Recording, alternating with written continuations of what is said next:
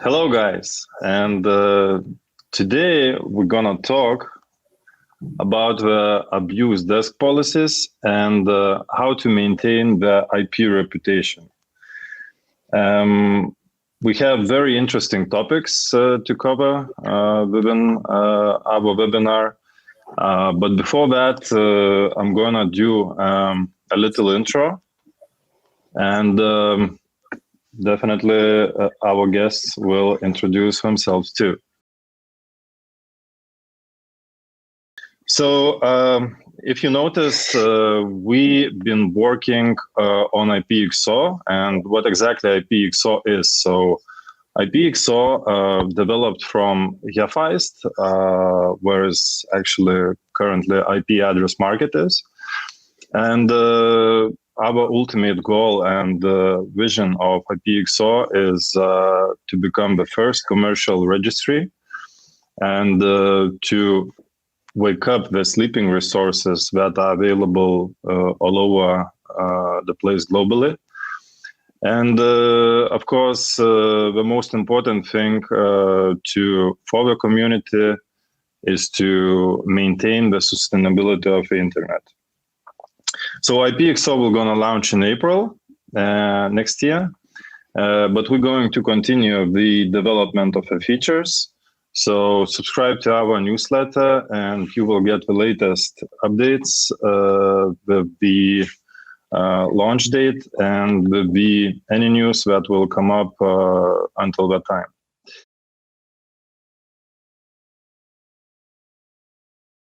So my name is Vincentas Grinius. I was involved for the last 12 years heavily in Aistis, the infrastructure service provider. Right now, I'm also involved in IPXO. And I would like to greet our guests today in our webinar. So maybe we'll pass a word to Laura. Laura? Hi. I'm Laura Atkins. I'm probably best known as an email deliverability expert, and where I help email marketers understand why their mail isn't getting delivered and how to fix that. And you might kind of wonder what an email deliverability person is doing here when we're talking about abuse and security desks and IP addresses. But in fact, my very first job in tech was establishing and running an abuse desk at a major network provider. So I kind of got in on the ground floor and did a lot of things and, was finding customers by logging into routers and figuring out who owned what. After leaving that job back in 2001, I co-founded Word to the Wise. Fighting online abuse is in Word to the Wise's DNA. We developed Abusix, which is the first commercially available software for handling abuse and security complaints. And additionally, many of my deliverability clients are actually ESPs who are struggling to get a handle on the abuse coming out of their network. So they're not necessarily the folks sending the mail, they're just providing the infrastructure, and they've got to figure out how to get a handle on what their customers are doing.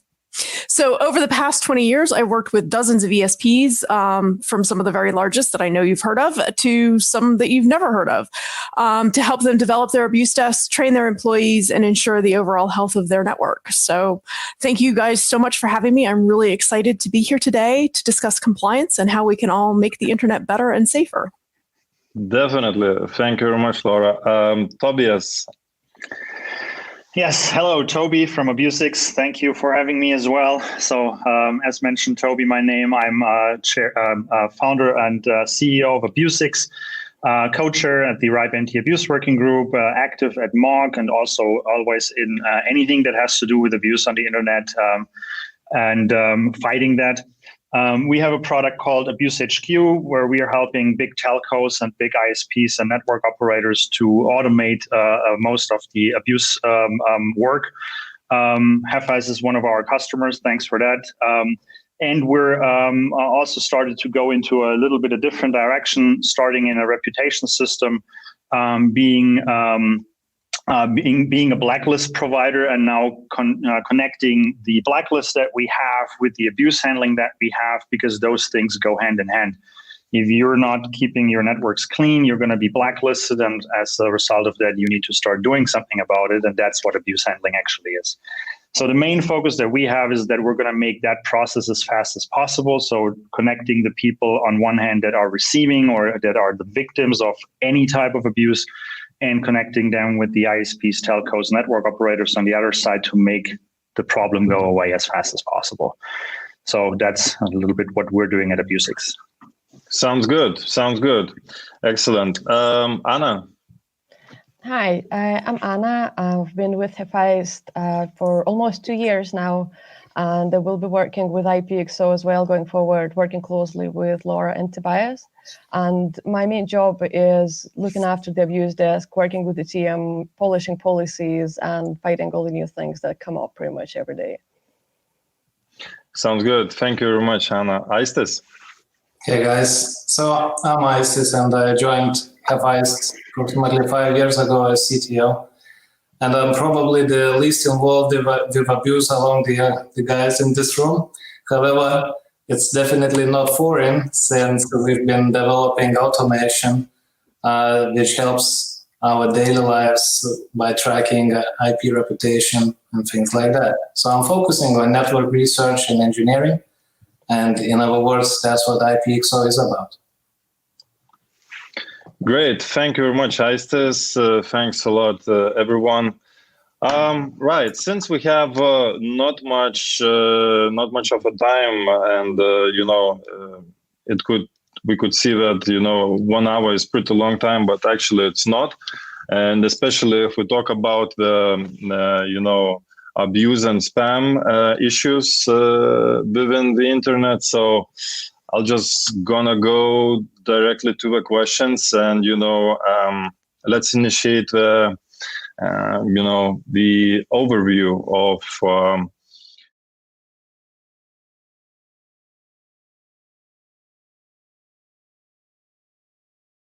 what is the internet today, and what are the most common abuse types we see in today's internet. So maybe Tobias, you could share your insights on that.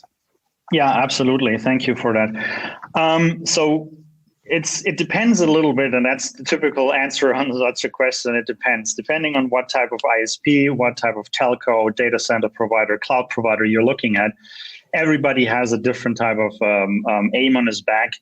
And it also depends on how their infrastructure, how their policies are done. If you can, for example, sign up to a server without giving a credit card, without any pre-checks, or is it some kind of a very, very sophisticated onboarding type ISP or telco?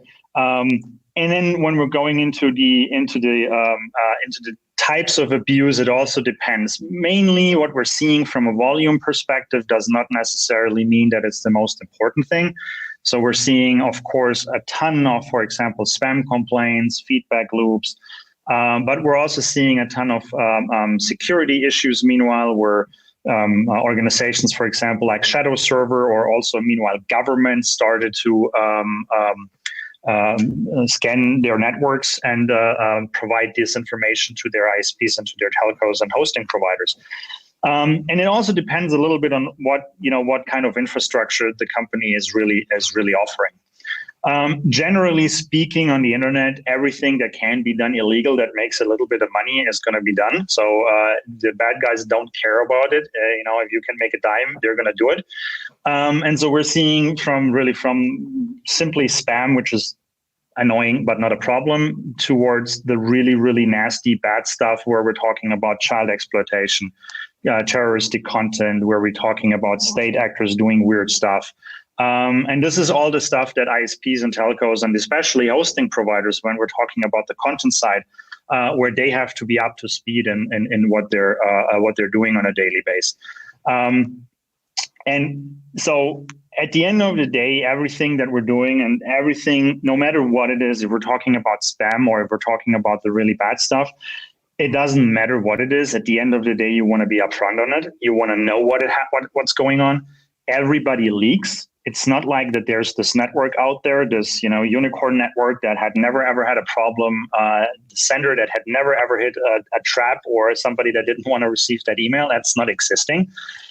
but you just have to be reactive on it, and you have to be really, really good at and really, really fast at handling those type of things. And that is exactly one of the things that I said in the introduction is how can we make sure that if somebody figures out that something illegal or bad is happening there, how can we make the path as simple as possible for them to package that data and report that data to the right place?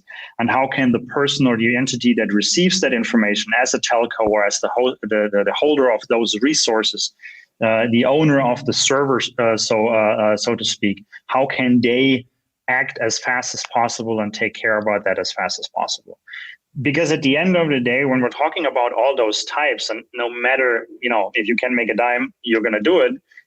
That's exactly the point. If a phishing site is online for 20 days, the bad guys make a ton of money in 20 days because there's enough people that will fall for it. But if you're going to be able to take care about that phishing site within whatever, an hour and a half, you're going to cut down the return of investment for the bad guys. And that is exactly what ultimately will hurt them. And so at that point in time, and what I want to say more or less is, it doesn't matter what type of report it is at the end. Every company has a little bit of different prioritization on what they want to do and how they have to handle it, depending on their business.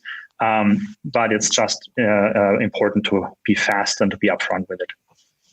But for example, if we would take, snowshoe spam, which is actually, seen very frequently, and if we would see, some, let's say, phishing sites, so those two things are really different, and the way how to handle them is also a little bit, differently. I mean, it's totally different anyway.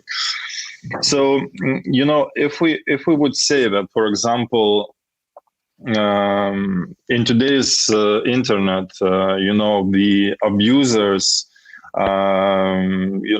increase the volumes of snowshoe spam, or are they increasing more in, phishing and, other related things?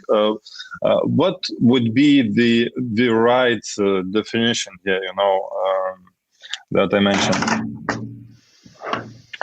That's a tricky one. I think when you say snowshoe spamming and when you say phishing, it first of all depends on what type of company you are. We, for example, work with companies. They do an absolutely brilliant job on one side, but they do not care that much about spam. So their priorities are more on we're taking care about all the other things before we're going to go to spam. And in other companies, it might be phishing. It also depends a little bit on the AUP, the acceptable use policy that you have for your company. If you, for example, say, no matter what you do, we're going to cut or we're going to pull the plug, then you don't care about if it's a snowshoe spammer or if it's a phishing site that's online. You just pull the plug. In other cases, you can't do that. So, and I think it depends really on that. And this is what makes abuse interesting. And it's not just, like I said in the past, that it's kind of playing in the dirt of the internet every day, like in the kindergarten.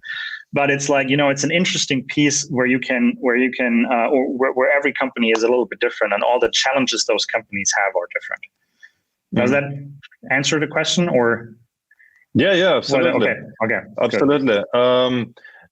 Since Anna does a lot of good things within our network and keeps, the IPs clean within, the IP address market, what's your take on that, Anna? What do you see, the biggest challenges, of different types of abuses that you get? Yeah, I was about to reiterate basically what Tobias said. It really depends what industry you're in and what is that you're doing. And from what I have observed so far, you obviously receive your feedback loops and your spam complaints. But then with the phishing, sometimes what happens is the email comes out with the phishing link and then you get it reported and it's obviously somewhere in your territory, so to say, you handle it. And then they take the same link and reestablish it somewhere else. And you have to go and, send a new person a message saying, by the way, this has now moved to you. So it's one of those tricky things that we come across every now and then. It also depends on, right, hang on, I had a slide here somewhere. Let me share my screen. Right. It's not exactly how we tried this before. Can I ask moderator for help, please? Sorry. Perfect, thanks. Can you go to the first slide? Great, yeah, there we go. So yeah, and you see all of those other sorts of things, not just phishing and spam, but also malware. And since people have moved to working from home and not everyone is tech savvy, you get all the different ransomwares and Trojans and miners because people are not tech savvy and they click all of those attachments and they don't check what's getting, sent to each other. And one of the things I also was reading about is spare or whale phishing, when the employees are led to believe that it's their CEO or someone in senior management asking them, to quickly pay this invoice for them. And that because it came in from a person they know and trust, you can't really go like you used to in the office and say, hi, did you actually send this to me? Or, pick up the phone because you expect this to be true. And it's one of the things, again, that I read about. I don't think we've had this in our company, but I know that it's one of the things that people have encountered. And I've heard nasty things about how ransomware just took down the entire company just because someone, didn't check what they clicked. And also, obviously, the abuse, I noticed at least, that is connected somewhat to so-called world events. We've definitely seen some spam selling masks and COVID testing kits and even vaccines. I was curious to see that. I used to work in clinical, so I had personal interest in it. And obviously the elections as well, trying to, push people's opinions one way or another, what will happen if one of the, presidents gets elected and so on. So, yeah, the most common types really, like I said, depends on the industry and then really depends on the nature of your business. Great. I have a question for all of you, since you are, top-notch experts. And actually, that question is pretty straightforward. Can be any network secured or protected against any type of abuse? I might jump in here and say the network that is not connected to the internet itself. Most times. And I was just going to say, and there's even people that would doubt that in any case, Sure, as long as there's an entry and as long as there's a keyboard or a mouse or something at a computer, it's going to be, you can't break it. Yeah. That's, yeah. Yeah. And I agree with that, because the first thing is nobody knows where you can be hit, even if you have provided the, server infrastructure to your customers, you never know, maybe they will get hacked and they will even do not know that their servers will get hacked and, someone will receive from those servers some sort of a phishing attack. Right. Sounds good. So, expanding a little bit more on, going kind of, further into more details about how we should, practice knowing our customer.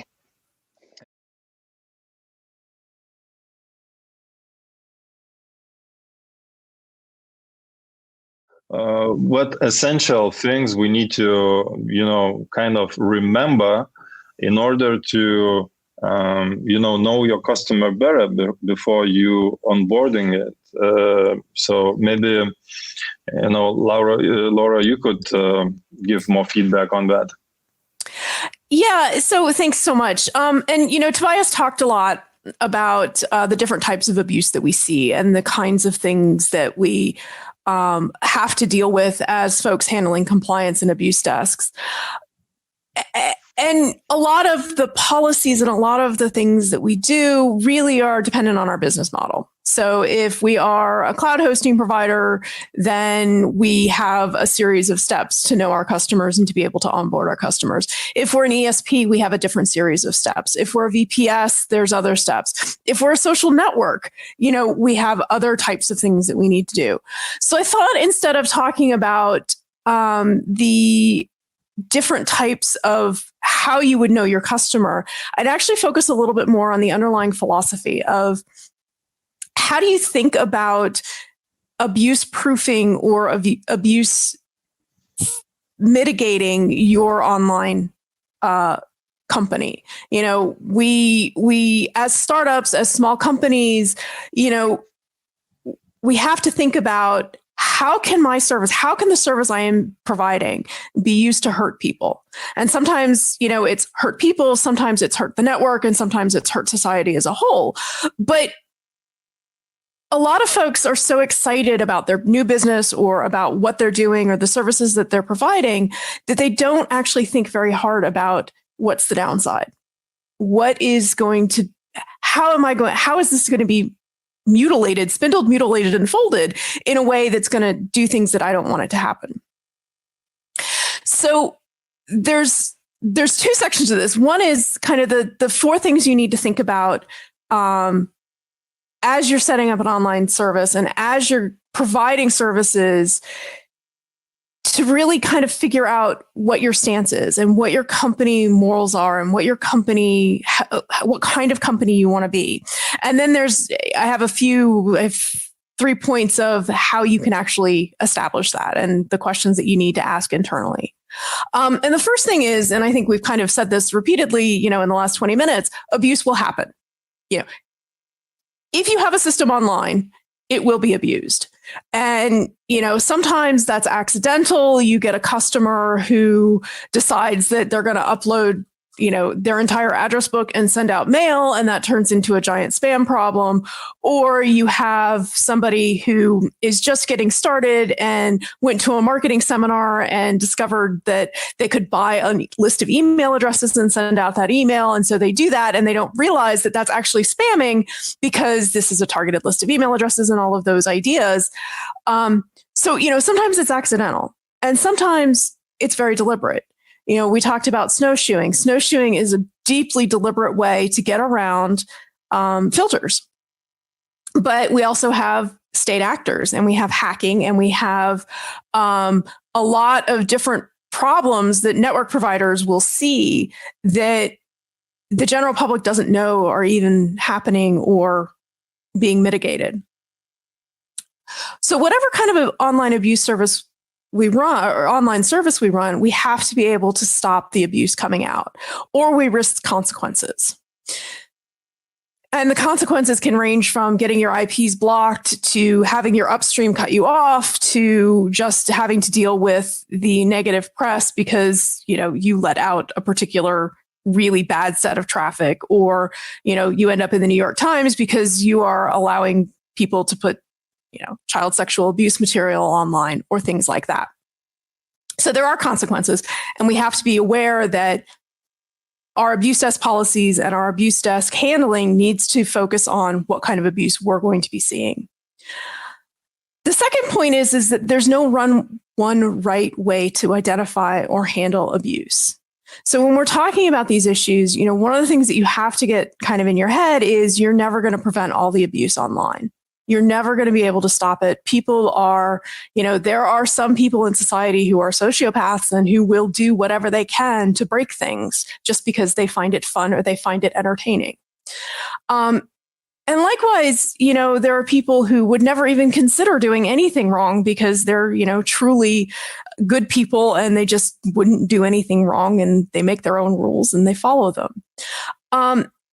So those are kind of the two extremes. You have the really good folks who, only use the internet to, publish videos of their kids and their cats and their dogs, and it's all wholesome, great stuff. And then you have the really evil, horrible people out there who are committing crimes and who are hurting people and who are profiting off of that online. But in the middle, there's this huge gray area. And there are things that I am uncomfortable with, and I would be uncomfortable with on a network that I own or that I run, but that other companies aren't that uncomfortable with it. And neither of us are right. It's just, where are you comfortable in that gray area? And no matter what you do, and no matter how well intentioned you are and how well you write your policies, you're going to occasionally fail. And you have to be okay with the gray area, and you have to be okay with the idea that you might fail, and that you will either throw somebody off who was not intentionally doing anything wrong and who could have been fixed, or that you might, allow a particular player to stay on your network for a while when they are really the bad guys out there, and they've managed to, convince your team that this was just an accident and it wasn't intentional and they didn't mean it. And then they come back and they do it again or do something different. So you have to be kind of comfortable with that gray area and realize that, in the face of social media, you're going to get criticized, and you're probably going to get criticized publicly. I kind of, if we look at the US elections and what's been going on, and kind of the heat that Facebook and Twitter took in terms of the stuff they're letting on their platforms and the lies they're letting elected officials tell on their platforms, and the decisions that they have made as to whether or not to pull that data, hide that data, put a warning label on that data, whatever it is, they're getting criticized all across, from a wide range of folks. But as an abuse professional, as somebody who helps companies develop their compliance policies, I understand some of the things that they're struggling with. Do you actually cut off the president of the United States from being on your network? And that's actually not an easy question to answer. Even if he is lying, okay, but he's the president, and there's this idea inside the US that the president deserves to have a platform and deserves to be able to communicate with the citizens of the US and with the world and all of those things. So, I'm not happy, and I may not personally like where Twitter has decided they are, but they're not necessarily wrong. And so we kind of have to really be comfortable with just the uncertainty. And The other thing is that, as an online provider, we can make our own standards. We can say, not on my net. We don't do that kind of thing on my network. We don't have to say, well, it's legal, so we have to let it on. You don't have to let anything on your network just because it's legal. And so when you're setting up a compliance system, when you're thinking about the types of abuse that are going to happen, when you're thinking about how you're going to deal with them, and when you're thinking about where your line is, you need to think about those, it's a line for your company, and it's a line that needs to come from your company values. So, and then one of the things I wanted to talk about as well, because I think folks in my position and, who are dealing with spam and who are dealing with big network issues sometimes forget, is that there can be abuse that's not volume based. So if I have, if I've got a customer who's like DDoSing World of Warcraft offline because it's the new expansion, and, this is funny because we can knock everybody offline and make all these people angry. It's easy for me to cut that customer off because I don't want to be part of a DDoS. And I get a lot of complaints, and I can see the specifics, and I can see that that's really happening. But there's a lot of online abuse these days that's actually targeting individual users. And it's personal harassment, it's death threats, it is things that are targeted at a very small select number of people. And it's harder to identify those problems because we can't base it on numbers. We have to be able to handle the 50,000 emails about a Warcraft, DDoS attack. But we also have to be able to, in all of that, find the 2 emails from somebody who's like, look, this person is stalking me, and they're stalking me through your system. And I need to be able, and I need you to help me take action against them. And I need you to help protect me. So there's kind of all of these things that you need to think about in terms of who are we as a company? How do we want to control our users? And what kind of internet resident do we want to be? So recommendations, and I've got about 3 minutes left. So recommendations. Figure out your threat model. Understand what your system is, what kinds of abuse you're likely to see. If you're a hosting provider, then you have hosting provider problems. If you're a VPS provider, you have those kinds of problems. If you are an ESP, you have a spam problem. And I think a lot of compliance folks kind of focus on the spam stuff because it's the stuff that's really public, but it's not the only problem out there. Then you need to identify how you're going to discover the abuse, and, getting the abuse complaints in and getting the feedback loops in, and, accepting mail at abuse@, is great. We have software for Abusix that handles hundreds of thousands of complaints, a minute, and can wrap everything up and use it to manage your big customers and your little customers and everything. But you also have the problem of, a lot of folks don't have those specialized software bits. And so they're just trying to handle abuse@ coming in through their Gmail account or their G Suite account or their Office 365 account.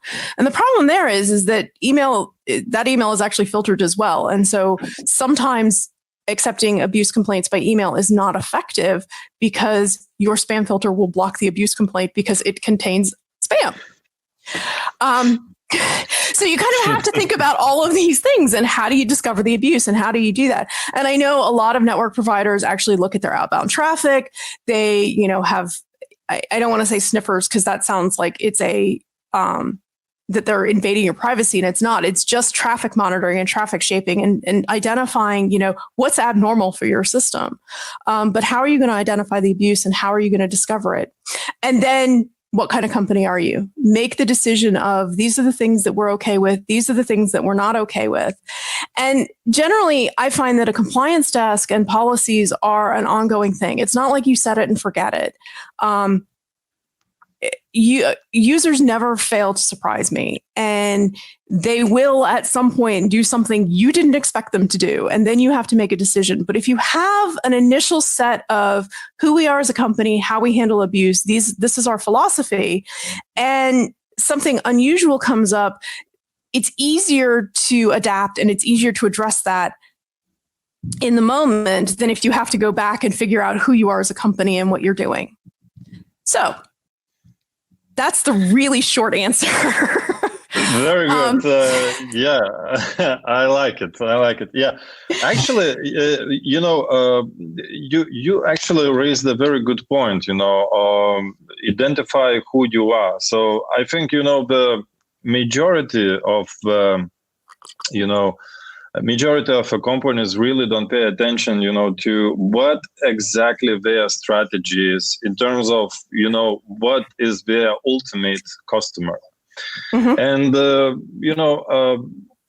we were, and many of the businesses were in the same situation where you're like, oh, but that guy pays a lot of money. Oh, but that guy, brings a lot of value. Oh, but that guy, you have to make the decision of what your core values are and what is your ultimate customer. Then it would be easier and much easier to actually decide, which customer is the best fit for you. Aistis, you agree with me? Yeah, totally. And, I also can relate to what Laura said in terms of, finding this nail in a haystack, where, as she mentioned, you receive thousands, hundreds of reports, for example, but one or two of them are really, really important where you should focus. And I figured this out when I spent a good day with Anna's team a couple of months ago. And I saw that as a real challenge. That's where I guess, the automation that Tobias' company Abusix does can help in filtering, aggregating, those reports, and allowing engineers or abuse desk specialists to actually concentrate on what really matters. Absolutely. So, thank you very much, Laura, for your short answer. We will definitely iterate later. But I would like to, drill down a little bit deeper and, get into a little bit of a techie thing.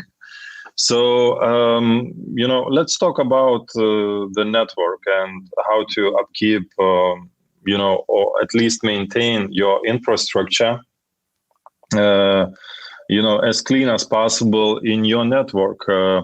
Since Aistis was heavily and still heavily involved in all the technical aspects of, getting things fixed. Maybe you could share your knowledge of, what could be, the common practices of getting your network much cleaner. Yeah, so we are assuming that we are a hosting company, right, or infrastructure service provider of some sorts, right, where you can run your services.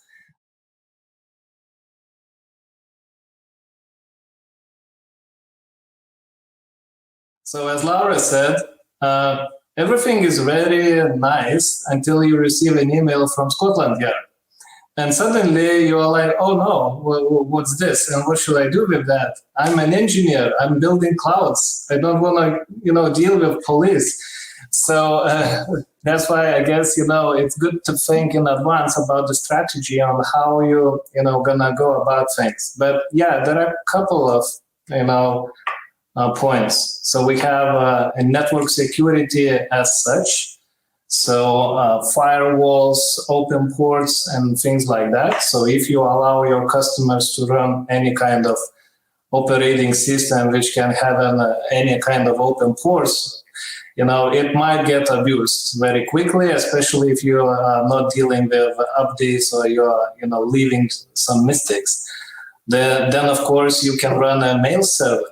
Now, if you run a mail server, we have a couple of options. As an example of what Anna's team is managing, let's say a Halon, which is a mail transparent filtering proxy, it may allow you to stop that before they happen. So you can set different thresholds, number of messages from a source, content, perhaps, and so on and so forth. So now you start to gain some kind of control. That, of course, brings you into a very interesting dilemma. So on one hand, you want your customers to stay and be happy and grow and so on. But at the same time, with another hand, you're kind of stopping them from doing what they want. So it's a fine line between, let's say, how many messages are you allowing to send per hour? What kind of messages you're allowing to send? Versus, am I just go and take off the cable and, disconnect them completely? So then again, getting back to Laura's point, you have to decide, what sort of company you are, and what you also, Vincent, has mentioned, and whether there is any allowance whatsoever to do any mistake, right? Can I, for example, accidentally send an email to 200 recipients? Perhaps unknowingly, perhaps maybe I'm just a junior sales guy, right? And I accidentally send. Should I, get my big stick and kick this customer out? Or should I build a relationship, perhaps teach him on what to do, what not? So it's always, this balance that you need to keep. So yeah, we touch, networking, operating system, security, mail. Then if we talk about IP space, right, IP subnets, which, it's not a secret, we are in this business. So there's also quite a few opportunities to deal with potential abuse and so on. So first of all, you want IPs to be added into your marketplace with a good reputation. So in order to make sure that they are, you need to pre-scan them before you put them into marketplace. So we went with great lengths of building systems which help to stop, bad spaces being added into a system. Next, of course, we receive passive reports, right? Something happened with those IPs, we receive reports, but those are passive reports. That's what Tobias company allows us to parse, but that's not the whole story. We quickly realized that the passive waiting for messages to arrive, it's not the whole story. You also need to be active.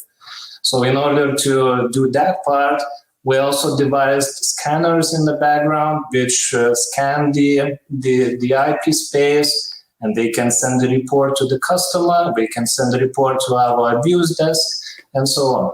But then again, it's economics again. Should I scan every IP? What if there are 100,000 IPs? What if my one IP scan API call costs 1 cent? So multiply, suddenly the economics are not working anymore. So then again, we sit down, we devise a new method. Maybe we should scan like an X, if you imagine like a rectangle of /24. So things like that. But I'm probably going over my time, so yeah. It's fine. Actually, we have a question from one of our listeners, and his question sounds like, how does the use of VPNs factor into increasing or reducing internet abuse? So what's your take on that, Laura? So VPNs are an interesting kind of issue. One of the things that my company does is actually act as an expert witness for kind of these smaller pieces of abuse where there's threats or things going on the internet. And we work with a bunch of big companies trying to find out and subpoena information from VPNs to figure out who is interacting with them. There's a lot of the smaller types of abuse and the online harassment that happens through VPNs. And there are VPNs out there that are set up specifically to facilitate that abuse. They keep no records. You can't subpoena them because they just don't have those logs. They don't have that information. So they can't tell you anything, and they're set up for that way. I think in a lot of ways, VPNs are less of an issue in terms of the big, broad, lots of traffic, because most of the VPNs just can't handle that amount of traffic, and you have to pay for that. And so by their very business model, it is not a volume thing. It is a very personal thing. And so I think, there is a lot of abuse coming out of VPNs, but it's not abuse that we would necessarily see. It is the death threat to the blogger that you don't like. It is the threat to an activist who has a stance that you don't believe in. It is any number of those kinds of things. It is not part of a DDoS attack. It is not part of a spam attack. Right. Anna, maybe you have some output in terms of VPNs as well. Yeah, I actually do. So obviously, as Laura was saying, there's a lot of personal deal in it. But I have noticed as well, we do get an influx of complaints when there's a game on, because someone is streaming the game from the territory they're not allowed by law to see it. And then the day or the day after, with the natural delay, the reports start piling in. But to play the devil's advocate, on the safety side of things, again, with working from home, if your internal systems are set up to only accept certain IPs through, that means that people who are connecting from home or from a library or wherever else they're working from at the minute, they only use the IPs they're allowed to use. So if their credentials get compromised, the abuser cannot get the IP to get through. So in a way, that is a way how you can secure your day-to-day life, so to say. But obviously, unfortunately, we do see a lot more miscreants using VIPs rather than, the legitimate use of things. Thank you.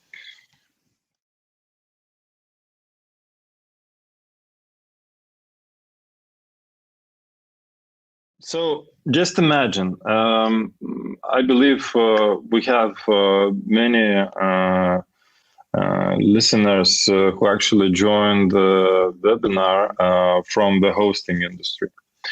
And, coping, let's say, with everyday life within the hosting business, it's pretty tough thing to do. But having said that, what do you think would be, the ultimate tools and the setup of the infrastructure that could, let's say, help them more efficiently manage everything within their, network perimeter? And maybe Tobias and Aistis, you could give some, kind of feedback on that. Yeah, sure. Thank you. So as I said, I think one of the main points, first of all, is what Laura also said, is about you need to decide who you are. Sometimes you don't know who you are, so you need to get data and see what what the rest of the internet thinks who you are. That is sometimes really, really scary for some people that we start working with, because they suddenly figure, holy crap, there's a lot of stuff going on that we have no clue about that's going on within our networks. And that makes them gives them the idea of, hey, we need to do something. I'm a big fan of looking at the problem as from a general perspective and getting the stuff out of the way. That's mundane tasks that are just time consuming. That's why we're a big proponent of automation, because there's no need in big networks to have people sitting around and clicking through spam complaints. While all the single if offenses are staying in the inbox and nobody looks at them at the end of the day, because spam is the biggest problem and it makes the biggest numbers. So that's exactly where we as Abusix and with Abuse HQ are focusing on. So how can we make sure with automation, parsing as many information, pulling as much information from the insides of an ISP, of an hosting company into the system, and detecting the classic white noise of all the abuse that's going on the network, and starting to get in contact with customers and having that conversation, because 95% of the company or of the customers of a hosting company, they do not know that their WordPress is being hacked. They do not know that somebody opened up their Joomla and is sending spam. They're happy to get the information from you as an add-on. Hey, we're taking care about you. You're our customers. We value you. We're helping you to keep safe and stay safe on the internet. And I think that's the main point. If you're going to be able to set processes in place that can take care about that on a 24/7, 365 day-to-day work, automated emails, handling responses and questions from customer when they come in, but give them as much information as possible in the first run. Then you can move over and say, look, now we're having time and now we're having resources to look into those smaller and tinier things, because you just can't find them. If you think about mid-size or bigger hosting companies where we're seeing millions and millions of events every day, there's no way if you look at that stuff in your Google Mail, you get 1 million emails into Google Mail every day. How are you going to be supposed to find the harassment X or the child exploitation that's coming from here and from there? You're not going to find it. You're not going to have the time because you're overwhelmed with the data. And that's exactly the approach that we're going to go. We're going to look at the data. We're analyzing based on the data. What's the problem? Where do we want to tackle? Then get the low-hanging fruits out of the way, make a big impact with very, very simple steps, and then move into those things that then really need time and have the people then trained for those type of things. I think everything else is kind of, you're gonna play whack-a-mole if you're gonna go in any other way. And the bad guys are, they have at the very beginning they have more power than your 4 people abuse desk. If they want to overwhelm you, they're gonna overwhelm you, and so. If you cannot handle some kind of that stuff with automation, if they want to overwhelm you, they will. Agreed. And you cannot leave this to the last guy who leaves the office on Friday at 8 p.m. No. And you're checking the abuse mailbox. It has to be automated and the process is put in place. Agreed completely. We have seen in the past, and this is a small anecdote from the past, and I think it's still ongoing. When I was working in abuse desk long time ago, when we left the office at 7 o'clock on Friday afternoon, the spam run started at 7:30. That was exactly what happened. So the guys that are using or abusing or that were abusing our systems at the time, they knew better when we went home than ourselves. So that's what always a joke that we made at that time. So there you go. I mean, 5 p.m. on a Friday used to be the most common point for abuse runs. And I even had, they were not a client for very long, but I had a client many years ago who would start at 5:30 Pacific time with trying to send mail through Hotmail specifically to get through their filters, and they would try iteration after iteration after iteration. Once they found one, they would spam it through Hotmail as many as they could until that got blocked, and then they'd start over. And they did that every night, and that was their business model. Yeah. So, the bad guys are doing everything they can to get away with what they're doing. And we as the abuse desk folks and we as the companies providing the service need to be smarter than that. Yeah, monitoring for unusual network spikes of some sort. So then again, like we already said, passive monitoring, but you also need to be quite active. So monitor for the spikes in the network activity, monitor for perhaps open ports, monitor the IP health itself. By the way, not all blacklists will tell you that you are listed somewhere. That's also one of the important things to note. They will not send you an email saying that you are in the list, but then suddenly somehow your IPs don't work. So you also need to have quite a good knowledge of the whole what's the word for it, ecosystem of those lists. And you actually perhaps need to partner with companies which maintain the database, as we do partner with a company which maintains around 100 or so bad lists in one place, which we can query via API. So I would suggest using such service as an example. That's a very, very, very good point. If I just jump in here for a second. We talked at the very beginning about a difference between phishing and spam, but what are we calling an email that contains phishing? Is that, a threat usually never comes alone. If we're not talking DDoS, and even a DDoS attack comes with something, you're not just DDoSing somebody out of the internet. You then go usually blackmail, or it's some kind of a different way on how you want to monetize this whole thing. And so the interesting piece, what you just said, is blacklisting is one, or blacklists are one of the things that you can look at where you can get information about somebody thinking something bad about an IP within your network. But we have also all those security vendors out there, all those threat intelligence providers that are being used by the big corporations, by all those guys that spend a huge amount of money for exactly those infrastructures. And one of the things that we're trying to do at the moment is convincing those people in the security industry that it is one thing to take that data and make it available for Bank of America and tell them, look, you should look for this stuff, and your CFO should not receive an email that contains that URL. But the step that's always missing is this URL is hosted somewhere, and not even the ISP or the hosting company that is hosting it will get informed. Because neither Bank of America security analyst nor the security vendor that has having that data or found the data first is going to go that way. And I think this is one of the major pieces where we're looking at a spam email contains a URL which links to a shortener link, which links to some other website, which 5 seconds later links to another website.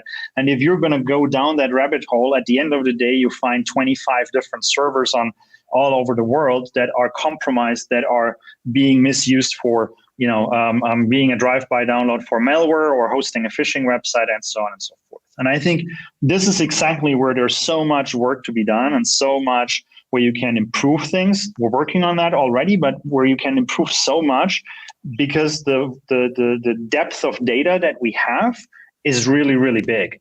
We're just not either sharing it or we're not making use of it at this moment in time. Right. And I think this is a big point where we can make the bad guys' lives really, really, really, really tough. But I also kind of think that everything begins with and I would like to repeat myself and actually agree with Laura that everything begins from a strategy. The abuse and the spam your network gets, it's basically the consequences of what type of customers you work. Yeah. So it's definitely the good thing to have is your strategy, where your strengths are, what industries you work with, and that will eliminate a lot of that noise. We actually been in that situation before when we kind of when we were actually in B2C market most of the time. And we had massive amount of abuse coming from our network, massive. But then we actually thought what we really need to do, or what we want to do. And once you identify those touch points, you would eliminate, the amount of those consequences, and the amount of abuse will definitely reduce, and many other things. So, strategy, marketing plan, it could sound silly, but this is where you should begin from. And of course, another interesting thing is, and I think some of the guys might ask, how many people I need to allocate for my abuse desk management? What should be the ultimate role for abuse desk manager, and how many abuse cases he or she can handle? how you could identify that? Laura, maybe you could give us a hint on that. So some of it depends on the level of incoming complaints and the level of automation that you have. So, we've got some very large companies, who are handling worldwide size networks that have half a dozen abuse desk folks that handle stuff, because our software and our automation makes it such that they don't have to do the hard, they don't have to do the rote lookups and things like that. And so we can build the tools that they need, and we can do the things that they need, so that they can take 50,000 complaints and wrap them all up into a single thing. And with 3 clicks, they can handle that issue. So, some of it depends on what the problems are. Now, you look at someplace like the social media companies, and they've got, so much volume that they can't automate easily, and that they haven't invested in the automation, and they're paying people peanuts to not manage things well. So it really kind of depends on what size problem you're trying to deal with. But I think certainly, having that almost every company should have at least one person inside who understands what the threat model is and what abuse looks like, and who has the authority, or at least the ear of the person in the authority, to make decisions and cut folks off as needed. So in that case, we really need to look forward for more automating this stuff to be as efficient as possible.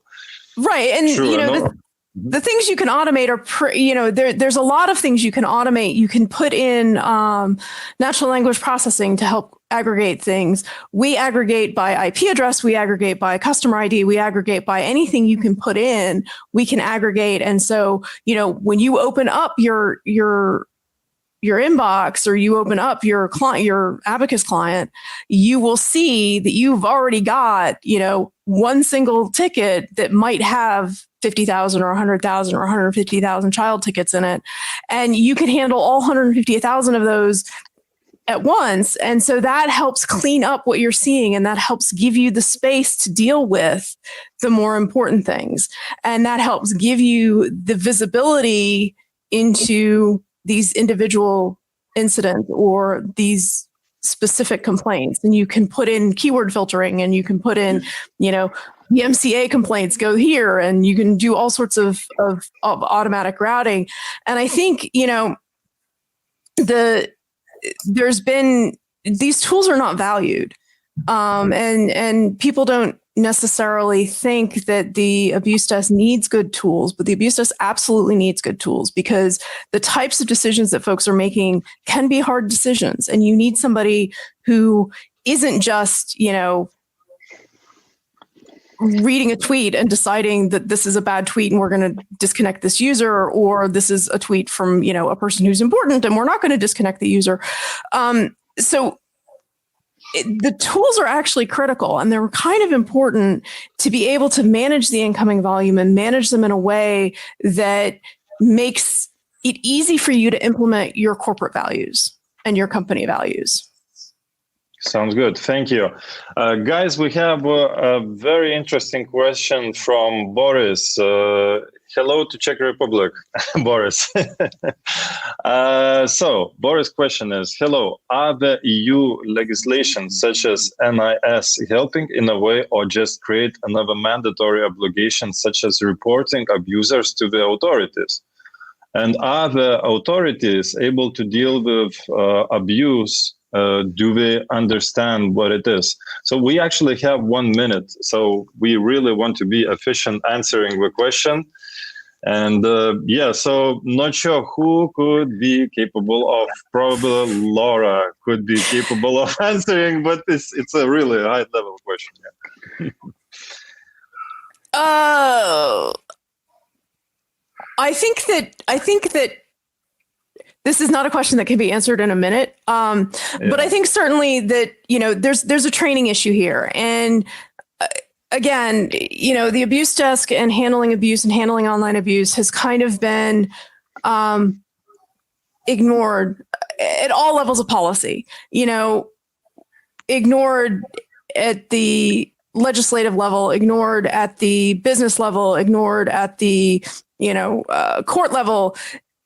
The laws don't happen fast enough to keep up with what's going on. I mean, there's a lot of online abuse that is actually not illegal. And so I think the laws are trying to catch up, but they're complicated things to do. And so people are trying to do laws in a way that is, we're going to fix this problem. And then they create three other problems because the law is badly written. So there's a training piece, there's an education piece, both for the lawmakers and for the enforcers and for the authorities and for the people who are reporting it. It's not an easy question and it's not an easy solution. And there's not going to be if we just do this, it'll all go away. It won't. These are kind of, those hard questions that we really have to figure out. What are our values and how do we make that clear? And, how do we stop people? Because I know there's certainly cases where there are people who use abuse reports and who use reporting as a way to harass somebody on top of it. So you really have to have smart people handling stuff. And the training is just not there. And there's not those programs to do that kind of training just now. Cool. I agree. Definitely.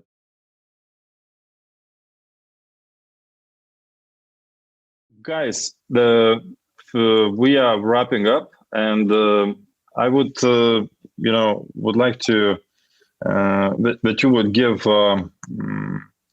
the recommendation, from your side, in terms of how companies could keep their networks in the most reputed state. So, Laura. Handle your incoming abuse complaints. No, I mean the ultimate goal. Yeah, the ultimate recommendation that you would give, in just one sentence, to the business. The ultimate recommendation is, don't think that you are not a target and that you can just get away with not doing anything. That's the one sentence. Tobias. Very good. Ultimate recommendation, look at the data and look at what it can give you to make decisions and to make the most efficient decisions that you can make. Sounds good. Anna? My closing remark will be twofold. So first one is make sure your abuse inbox is accept all. Make sure you don't miss anything. And the second one is make sure you subscribe Shadow Server. They offer so much stuff. It's incredible. So that's the 2 points I have. Thanks. Good point. Well, and I'll just reiterate, don't just listen, be also at the lookout. So be active, proactive, not just passive listener in your network. Very good. And we have the last question from our listener. What is the smallest abuse source that deals the most amount of damage? Anna? I actually had a second to think about it when I saw it in the Q&A box. And the one incident that comes to mind immediately is that one time the whole NHS went down because someone opened an attachment and it was ransomware. And people's lives were at risk, the databases were compromised, it all just went sideways majestically. And it kind of comes in separate steps, to be fair. Someone allowed that email out, someone allowed that email in, and there were no security measures to scan those incoming emails. And then there was staff who were in a hurry, who didn't double check if the email looked fishy the slightest, and they just opened it. So there were several steps that happened, and one tiny little email with one compromised attachment took the whole health system of United Kingdom down in a blink of an eye. So yeah, that's your example of a tiny thing that ruined everything. And in addition to that, actually, a slogan came up to my head from Liverpool Football Club: "Never walk alone." True. Great. Guys, thank you very much for taking an opportunity to join our webinar. It's really a pleasure to see you here. And we're definitely going to keep up with the series of webinars and talk more about it and iterate more on the solutions and the things that could be done for the safer internet. So thank you very much, and have a nice evening, morning, afternoon. Thank you. Bye. Thank you. Bye-bye. Bye. Bye.